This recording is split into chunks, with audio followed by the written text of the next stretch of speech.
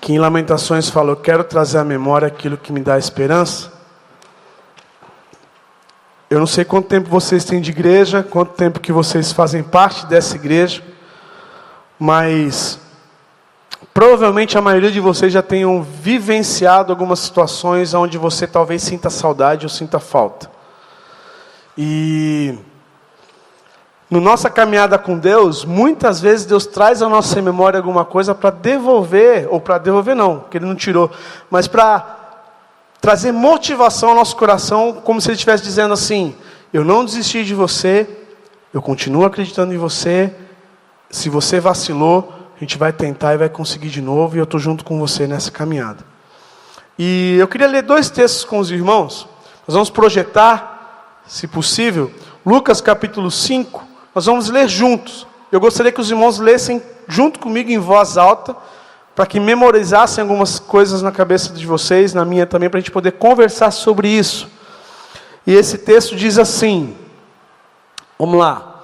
E aconteceu que, apertando a multidão para ouvir a palavra de Deus, estava ele junto ao lago de Genezaré, e viu estar 2 barcos junto à praia do lago, e os pescadores haviam descido deles, estavam lavando as redes, e entrando num dos barcos, que era de Simão, pediu-lhe que o afastasse em pouca terra, e assentando-se ensinava do barco a multidão. E quando acabou de falar, disse Simão: faze-te ao mar alto, e lançai as vossas redes para pescar. E respondendo Simão, disse-lhe: Mestre, havendo trabalhado toda a noite, nada apanhamos, mas sobre a tua palavra lançarei a rede. E fazendo assim, colheram uma grande quantidade de peixes, e rompiam-se-lhe as redes. E fizeram sinal aos companheiros que estavam no outro lado, para que os fossem ajudar. E foram e encheram ambos os barcos de maneira tal que quase iam a pique. E vendo isso, Simão Pedro postou-se aos pés de Jesus, dizendo: Senhor, ausenta-te de mim, que sou um homem pecador, pois que o espanto se apoderará dele, de todos os que eles estavam, por causa da pesca de peixe que haviam feito. E de igual modo, também de Tiago e João, filhos de Zebedeu, que eram companheiros de Simão, e disse Jesus a Simão: não temas, de agora em diante serás pescador de homens. E levando os barcos para a terra, deixaram tudo e o seguiram. Amém.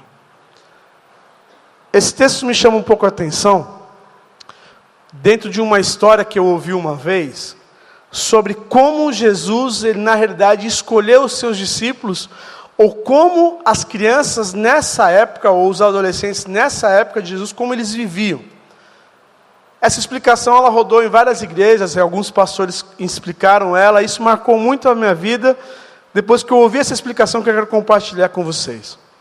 No contexto judaico, a criança, quando ela tem mais ou menos 5, 6 anos de idade, ela é levada até o templo para ela aprender com os mestres e com o rabino sobre a palavra de Deus.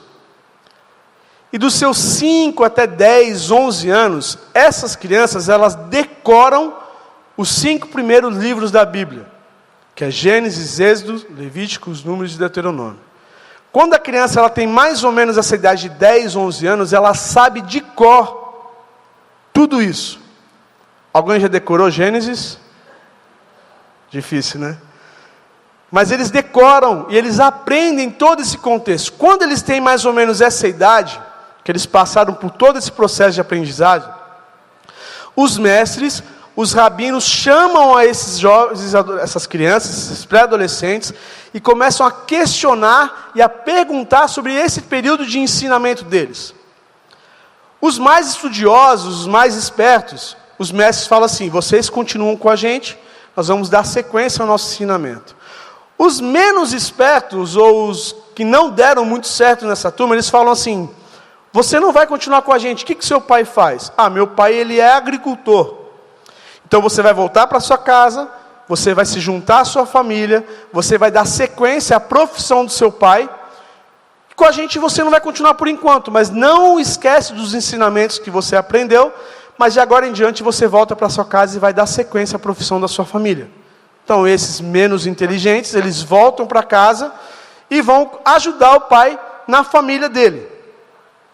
Quando eles têm mais ou menos 11, 12 anos, eles voltam para estudar com esses mestres, esses rabinos, e ficam com eles até os 15 anos de idade para declarar o restante do Antigo Testamento.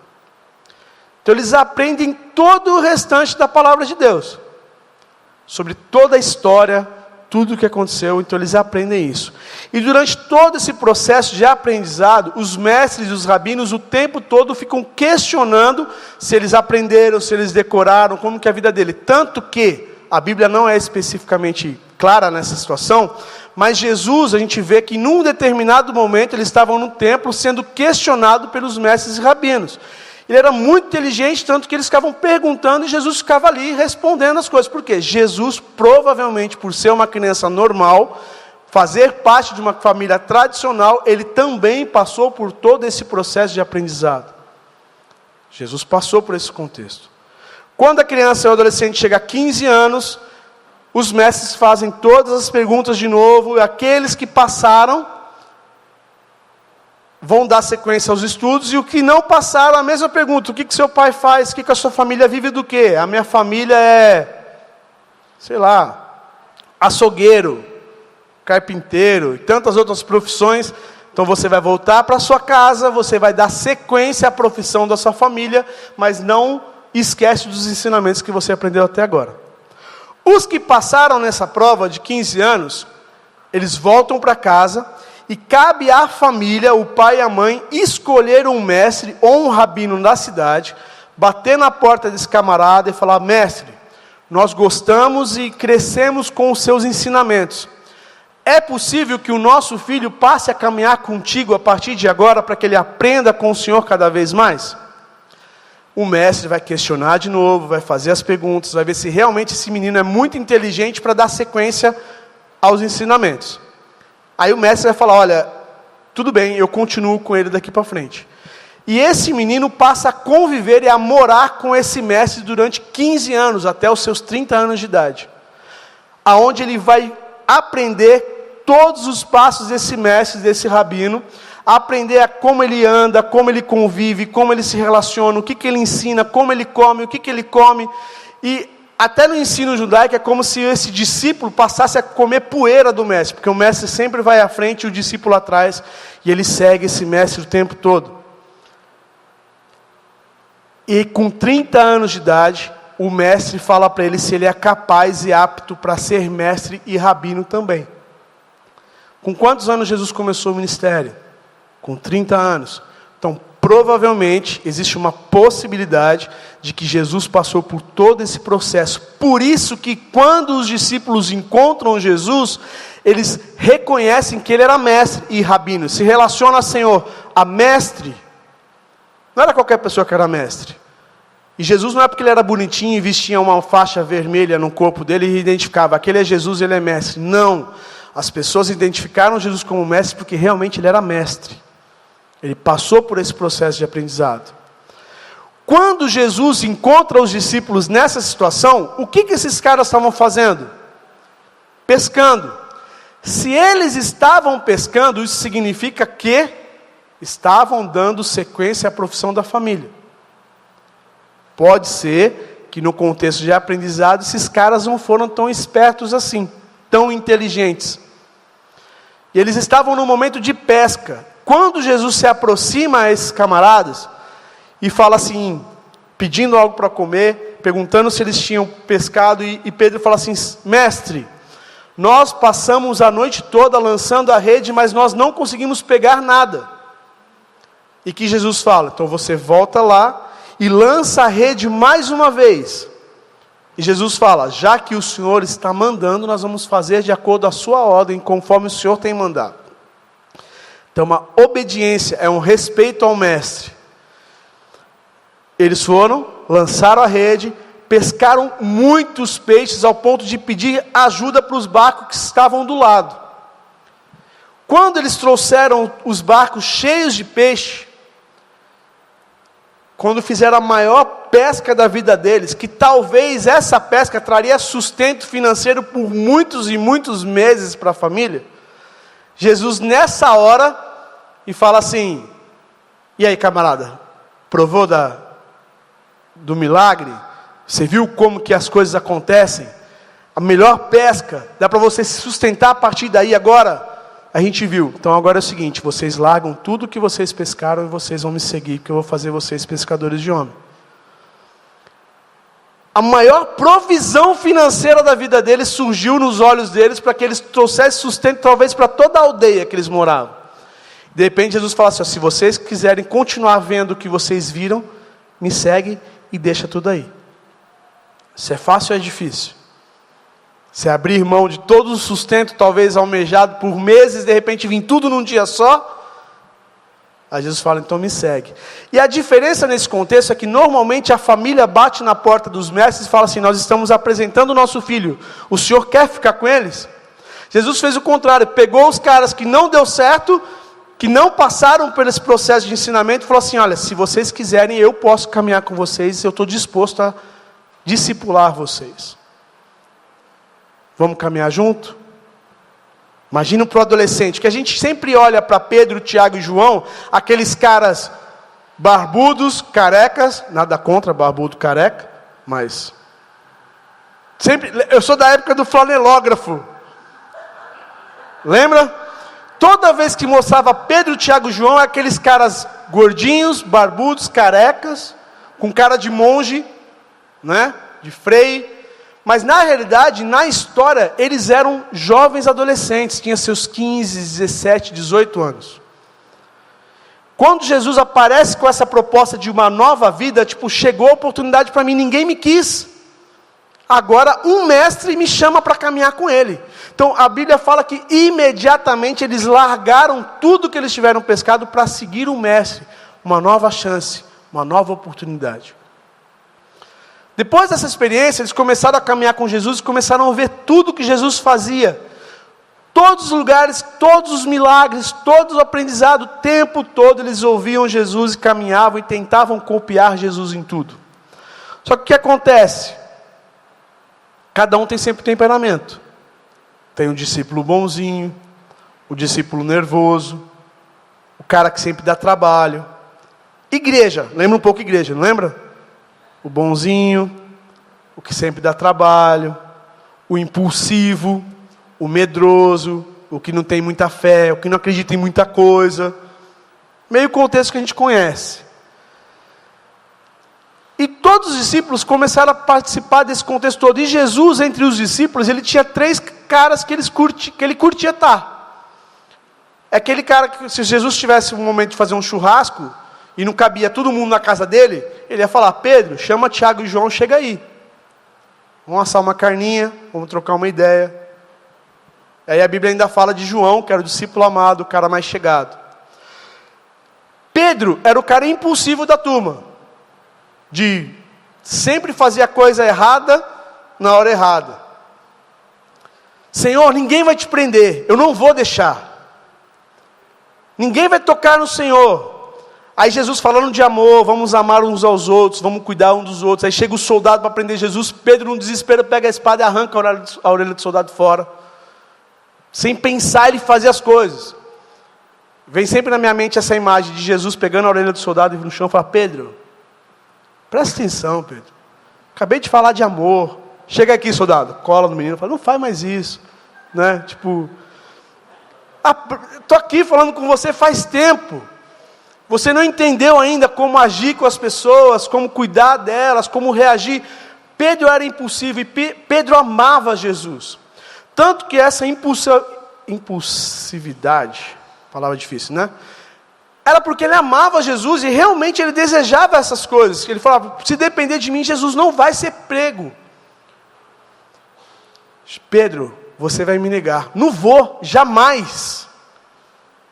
Porque eu te amo, isso não vai acontecer. Pode ficar sossegado, Jesus. Aí acontece que Jesus ele é pego, ele é preso. E o que acontece com Pedro? Toda aquela coragem, aquele homem que faz sem pensar nas coisas, some. Aí Jesus sendo levado com a cruz, os discípulos sumiram, Pedro observando de longe. Tem uma cena, acho que daquele filme A Paixão de Cristo, Isso. Na hora que mostra Jesus passando com a cruz, Pedro lá no cantinho, Jesus só dá aquela olhada. Imagina o que passou no coração de Pedro. Eu traí o meu melhor amigo. O cara que lá na pescaria, lá atrás, me escolheu e pediu para eu seguir. E eu não fui homem o suficiente para falar o que eu prometi. Não é ruim quando alguém confia em você e você dá essas vaciladas e você fala assim, eu não fiz o que eu falei que faria, eu traí a confiança da pessoa que eu mais gosto, ou essa pessoa, os meus pais ou os meus filhos não acreditam mais em mim, porque eu falhei. Aquela sensação, eu não tenho mais perdão, não tem mais jeito, acabou para mim. E essa sensação de angústia dentro de Pedro o tempo todo. E no decorrer da história, em algum momento, Pedro está de novo com os discípulos, e eu queria que a gente lesse agora o capítulo de João 21, são mais ou menos 17, 18 versículos, a gente vai ler da mesma forma, em voz alta, todo mundo junto, para a gente entender esse contexto. Presta atenção. É outro dia, outro contexto, outra história. Mas vamos ver o que acontece nessa história. Pode abrir para a gente, por favor.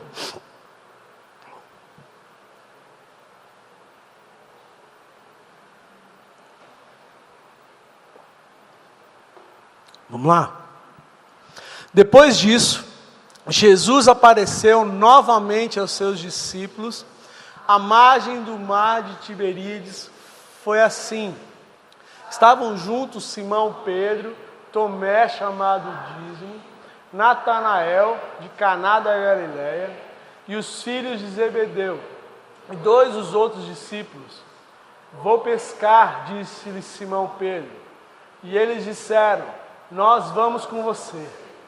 Eles foram, entraram no barco, naquela noite não pegaram nada.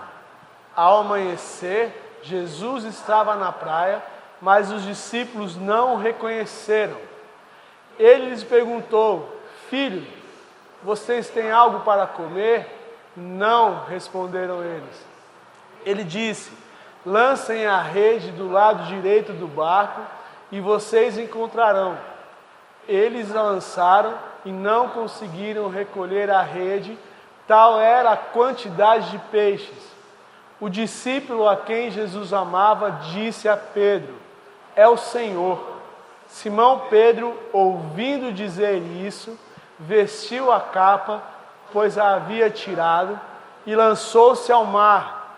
Os outros discípulos vieram no barco, arrastando a rede cheia de peixe, pois estavam apenas a cerca de 90 metros da praia. Quando descansaram, vieram ali uma fogueira, peixe sobre a brasa e um pouco de pão. E disse Jesus, tragam alguns dos peixes que acabaram de pescar. Simão Pedro entrou no barco e arrastou a rede para a praia. Estava cheia, tinha 153 grandes peixes, embora houvessem tantos peixes. Só um minuto, já a gente volta. Lembra eu quero trazer à memória aquilo que te traz esperança? Jesus apareceu para esses caras da mesma forma que a primeira vez. Do mesmo jeito. Chegaram, eles não reconheceram que era Jesus, e Jesus faz a mesma coisa. Na hora que João ele olha e fala assim, Pedro é o mestre, é o Senhor. O coração de Pedro devia ter borbulhado aquele frio na barriga, tipo assim, agora acabou. Ele vai falar tudo na minha cara, jogar tudo e falar: você me enganou, você é um traidor, você não fez o que você prometeu, você me deixou sozinho no meu pior momento. Então isso tudo passando na mente dele. Tanto que o desespero foi tanto que fala que imediatamente quando ele reconheceu que era Jesus, ele se vestiu e foi a nado até a praia, porque ele queria encontrar Jesus antes de todo mundo, porque ele queria saber o que Jesus estava pensando sobre ele. E fala que ele foi até a praia, encontrou Jesus, e o que Jesus fez? Nada, fez um churrasco, né, de peixe. Silêncio. E Jesus, talvez os outros discípulos falaram assim: agora dançamos. Agora a gente vai ouvir aquele sermão. Agora ele vai acabar com a gente. Agora ele vai falar: vocês não servem mais, eu vou procurar outros caras, que vocês não são aqueles caras que eu achei que vocês eram. E na cabeça de Pedro o tempo todo pensando: eu não podia ter feito aquilo, eu traí o meu melhor amigo, eu enganei ele, e ele está fazendo tudo de novo, igualzinho da primeira vez, do mesmo jeito, para lembrar, tipo, olha, lembra quando eu te escolhi a primeira vez? Você está vendo o que eu sou capaz de fazer, e mesmo assim você me negou? Então assim, eu não sei como que estava a cabeça de Pedro, mas o tempo todo provavelmente pensando: agora ele vai falar tudo que está trancado no coração, na garganta de Jesus, ele vai jogar tudo isso na minha cara. Vamos continuar. Jesus lhe disse: venham comer. Nenhum dos discípulos tinham coragem de lhe perguntar: quem és tu? Sabiam que era o Senhor. Jesus aproximou-se, tomou o pão e deu a eles, fazendo o mesmo com o peixe. Esta foi a terceira vez que Jesus apareceu aos discípulos, depois que ressuscitou dos mortos. Depois de comerem, Jesus perguntou a Simão Pedro: Simão, filho de João, você me ama? Disse ele: sim, Senhor, tu sabes que eu te amo. Disse Jesus: cuide dos meus cordeiros. Novamente Jesus disse: Simão, filho de João, você realmente me ama? Ele respondeu: sim, Senhor, tu sabes que eu te amo. Disse Jesus: pastorei as minhas ovelhas. Pela terceira vez ele disse: Simão, filho de João, você me ama? Pedro ficou magoado com Jesus, perguntado pela terceira vez: você me ama? E ele disse: Senhor, tu sabes todas as coisas, tu sabes que eu te amo. Disse-lhe Jesus: cuida das minhas ovelhas. Vamos parar aí. Comendo churrasco, peixe com vinho, ambiente agradável, uma fogueirinha no meio. De repente Jesus quebra o silêncio e fala: Pedro, já pensou? Tudo aquilo na tua cabeça, de repente você ouve o seu nome. Aí todo mundo fala assim: agora Pedro, você vai ouvir o que você tinha que ouvir. Ele fala: sim, Senhor. E a primeira pergunta de Jesus é assim. Cara, Jesus também, às vezes, ele pegava pesado, né? Tipo assim, em vez de ir devagarzinho, com calma, mas ele já vem assim, na lata: Pedro, você me ama? Senhor, eu te amo. Pedro, mas você me ama mesmo?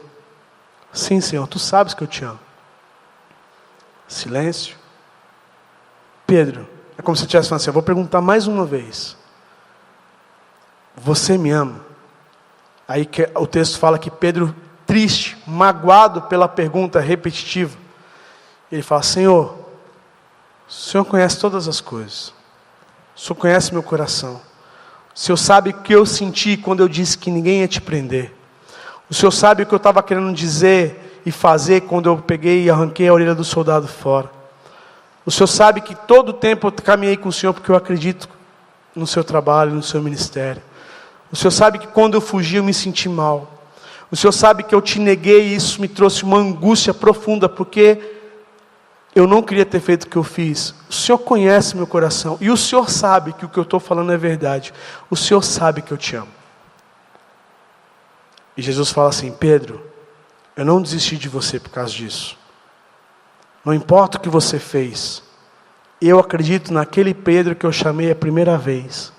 E é esse Pedro que eu chamei pela primeira vez, é o mesmo que está aqui na minha frente. Então, a partir de agora, cuida das minhas ovelhas. Eu não desisti de você. Eu não me cansei de você. Você é o mesmo que eu confio desde a primeira vez que eu te trouxe para caminhar comigo. E quando eu falo de trazer à memória aquilo que traz esperança, muitas vezes dentro do nosso contexto igreja, às vezes a gente se frustra. Às vezes a gente se decepciona, pode ser com liderança, com ministérios, ou com até a nossa vida mesmo, porque a gente não consegue cumprir sempre o que a gente promete para Jesus. Aquela sensação de pedir perdão pelo mesmo pecado que comete o tempo todo e não consegue mudar a nossa situação. Sensação de vergonha, tipo, eu não consigo nem pedir perdão mais por isso, porque Deus sabe que eu vou fazer de novo, eu não consigo me livrar disso. Mas Jesus o tempo todo está trazendo nossa memória, quando nós nos encontramos com Jesus. A primeira música que nós ouvimos quando nós falamos, Jesus, eis-me aqui. A primeira historinha na escola bíblica dominical, ou o primeiro culto que eu fui fazer parte, a palavra que mudou a minha história, sempre eu me lembro. Eu, no meu caso, eu sempre me lembrava da minha avó, lavando louça, cantando esses hinos, sou feliz com Jesus, meu Senhor. E eu crescia ouvindo a minha avó cantando essa música toda vez, com raiva do meu avô, triste com alguma coisa, não importava o que acontecia, ela estava lavando a louça, cantando, sou feliz com Jesus, meu Senhor. E isso me alegra, porque isso traz a memória, porque essa memória me dá esperança de novo. Carlinhos, não desiste. Continua firme. A gente está junto. Eu não desisti de você, então não abre mão de mim. Está difícil, mas eu estou olhando de longe. Aquela situação que você acha que eu não vi, eu vi. Me entristeci com você, sofri com você, mas eu estava ali. Mas essa situação vai mudar. A gente está junto.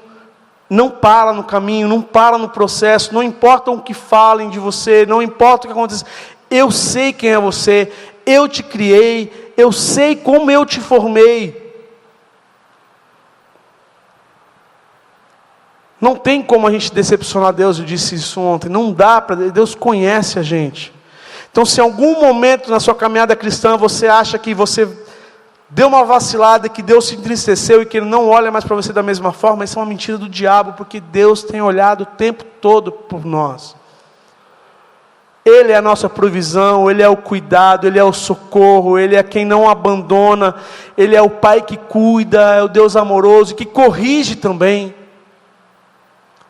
É o Pai que fala não na hora que é para falar não. Tem até um exemplo uma vez, até para encerrar esse meu raciocínio.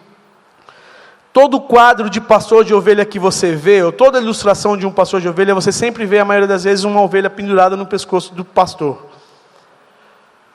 E eu fiquei encanado com isso. Por que o pastor gosta tanto de carregar a ovelhinha no ombro, né? Assim, qual que é o significado disso?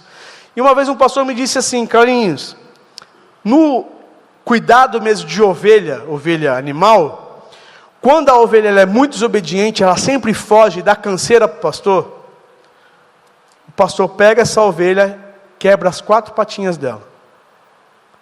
Quebra as patinhas dela, e a partir daí ela não consegue andar mais. Então ele pendura ela nos ombros, e durante todo o processo de cura, ela está perto da boca do pastor, ouvindo a voz dele o tempo todo. O tempo todo. Na hora que ele dá bronca nas outras ovelhas, ela está ali pertinho, ouvindo a voz do pastor, ouvindo o tempo todo. E na hora que ela é curada, ele pega e coloca ela de novo ali. Você acha que ela é louca de fugir de novo? Ela passou pelo processo. E quantas vezes a gente está com essa perninha quebrada? A gente não consegue dar sequência, porque a gente não aprendeu ainda a ouvir a voz e a direção de Deus. E Deus falando assim, fica aí. Está doendo, mas fica aí. Me escuta. Aprende olhando as outras ovelhas. Observa como elas fazem. Aí na hora que Deus fala assim, não, está pronto, coloca no chão, vive tua vida, mas presta atenção. Quando eu falar com você, cola junto. Não distancia. E esse é um processo, às vezes dolorido, mas é um processo de cuidado de Deus. Pode ser que você tenha achado que Deus está tão distante de você, Está acontecendo tanta coisa ruim que você fala, se Deus me amasse, isso não aconteceria. Mas é o processo de cuidado de Deus. Fala assim, olha, presta atenção.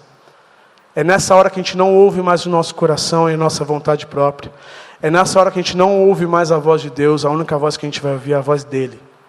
Então não tem como se confundir com outra voz. É a voz do Senhor o tempo todo falando no nosso ouvido. E quando você tem intimidade, você reconhece a voz de longe. Quem tem filho sabe disso.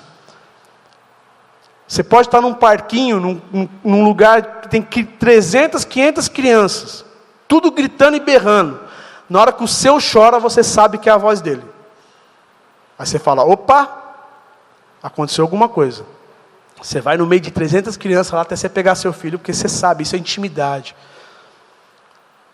Marido e esposa, pode estar num monte de gente, se gritar seu nome, você fala, essa voz eu conheço.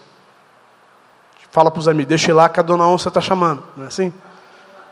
Conhece a voz. Intimidade e relacionamento. E quanto mais relacionamento e intimidade com Deus nós temos, mais a voz de Deus vai ser de fácil discernimento. Nós vamos escutar de forma fácil. É o Senhor que está falando.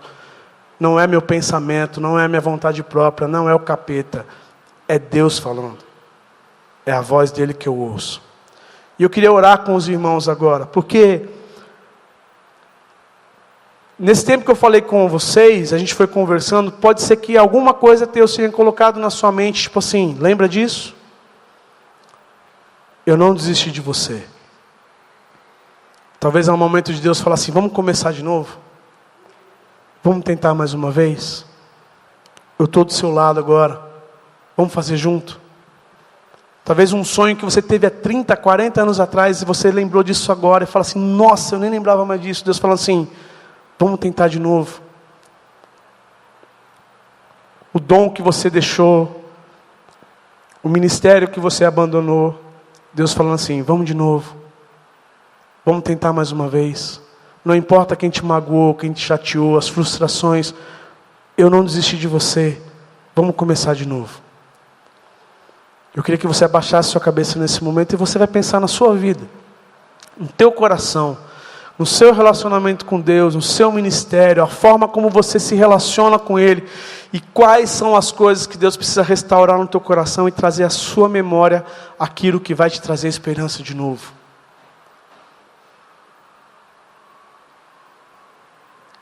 Deixa Deus falar com você agora.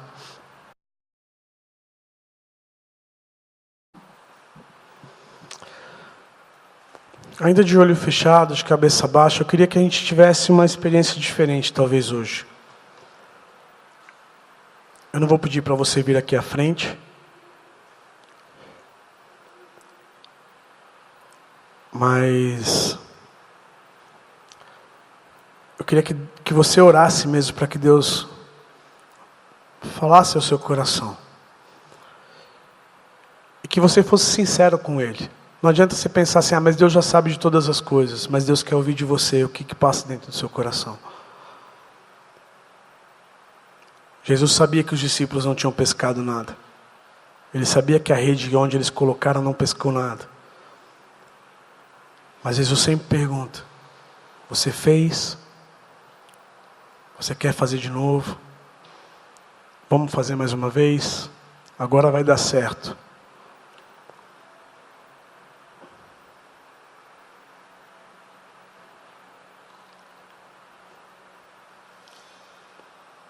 Eu queria que você se juntasse aí, de 2 em 2 ou de 3 em 3. Você vai orar um com o outro. Não precisa perguntar nada. Não precisa perguntar se precisa de oração. Não precisa perguntar se tem algum motivo de oração. Não, você vai se reunir e vai orar. Faça isso agora. Deixa Deus, através dessa situação, falar o coração de vocês. Talvez se não tenha palavra nenhuma dentro de você para falar, deixa Deus tratar o teu coração, mesmo sem falar nada. Talvez não tenha palavra, não tenha oração, mas é um momento para aquietar, para orar um pelo outro, ou para ouvir Deus. Eu não sei o que vai acontecer no seu grupo, mas que o Espírito Santo de Deus tenha liberdade para falar com vocês da forma que Ele quiser e do jeito que vocês estão buscando. Mas se possível, ninguém ficar sozinho. se junta. Se você está vendo alguém sozinho, vá até essa pessoa. Se você não conhece, se apresenta, fala o seu nome, depois ora. Mas a gente vai fazer isso junto agora, no nome de Jesus.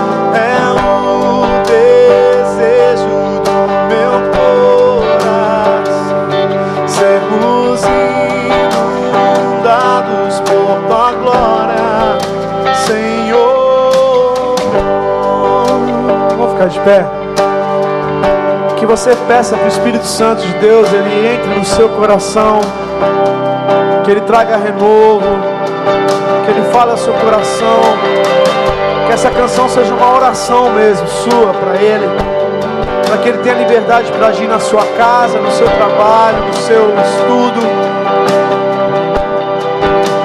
Não há nada, não há nada melhor a que se comparar a esperança viva, tua presença.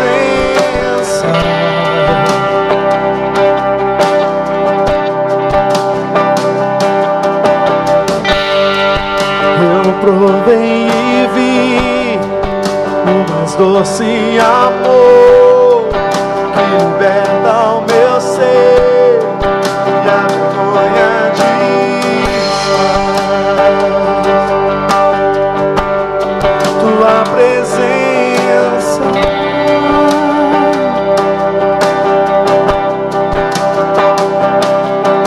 Santo Espírito, és bem-vinda, vem inundar, encher este lugar.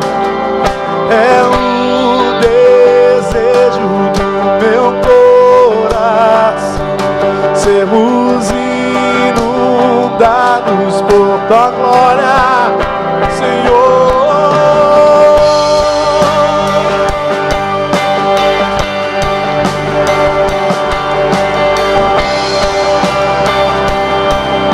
Não há nada, não há nada igual.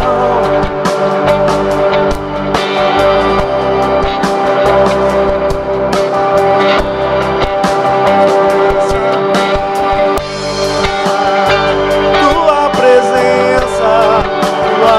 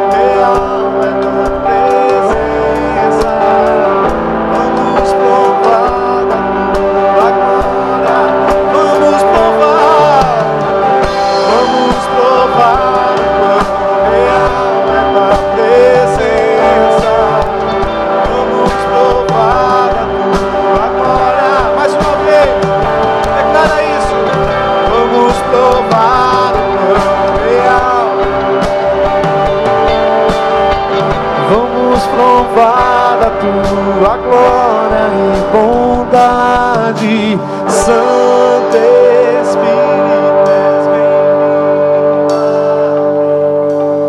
Vem inundar, encher este lugar.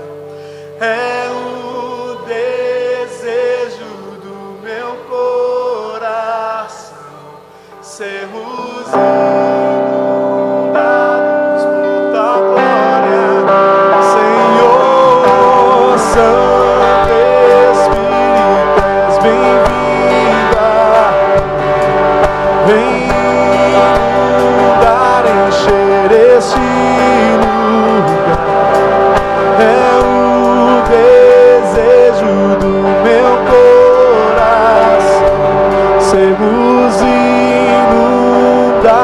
por tua glória, Senhor.